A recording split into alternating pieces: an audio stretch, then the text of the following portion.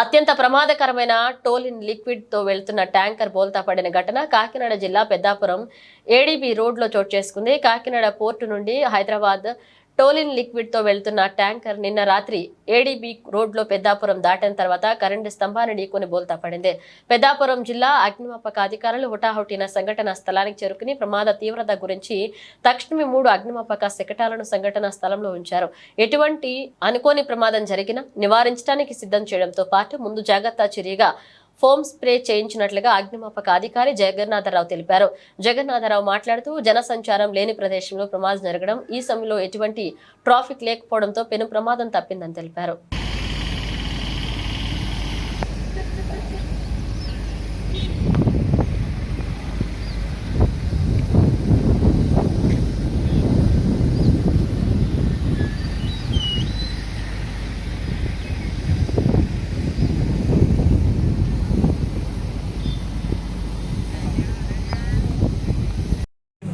రాత్రి పావుదప్పు 1 గంట ఆ ప్రాంతంలో మాకు మన Peddapuram sub inspector of police Shri Suresh గారు మెసేజ్ ఇవ్వడం జరిగిందండి. ఒక ఆయిల్ ట్యాంకర్ పడిపోయింది, మీరు ఇప్పుడు వెంటనే స్పాట్ అయ్యారు.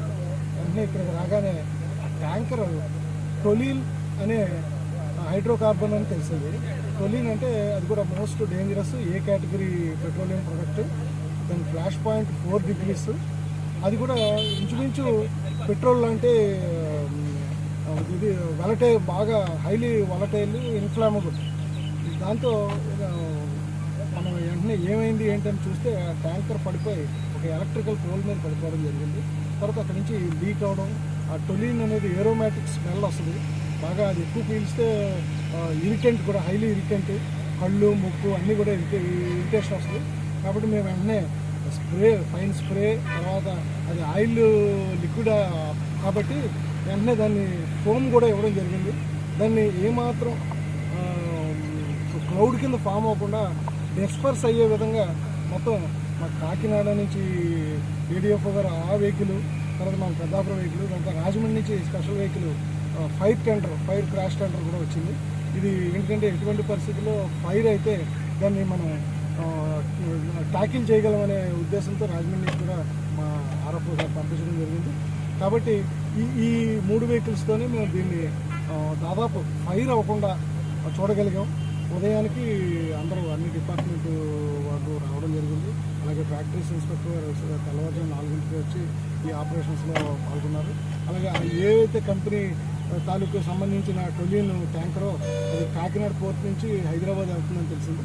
వాళ్ళు కూడా వచ్చి ఇప్పుడు ప్రస్తుతం ఫైరు ఆపడం జరిగింది కాబట్టి దాన్ని అసలు ఫైర్ అవ్వకుండా చూసాం కాబట్టి దానిలో మిగిలిన ఆ టొలీన్ని వేరే ఎంటీ వెహికల్ తెచ్చి అందులోకి ట్రాన్స్ఫర్ చేస్తున్నారు కంప్రెసర్ ద్వారా. అది సేఫ్గా అవుతుంది.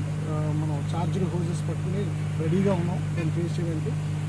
వితిన్ ఇంకొక 2-3 అవర్స్లో ఆ ట్యాంక్ పూర్తిగా ఖాళీ అవుతుంది. దాదాపు అది 22 tons కెపాసిటీ ఉన్నది. నియర్లీ 10 to 12 tons అది గాలిలో కలిసిపోవడం జరిగింది, లీక్ అయ్యి. కొద్దిగా అదృష్టం కొద్దీ ఫారెస్ట్ ఏరియాలో రోడ్డు అవతల పడడం, ఇలాగే ట్రాఫిక్ డైవర్షన్కి కొద్దిగా అవకాశం ఉండడంతో ఇక్కడ వేరే ప్రదేశాల్లో జరిగి ఉంటే మాత్రం చాలా పెద్ద ప్రమాదంగా మారేది.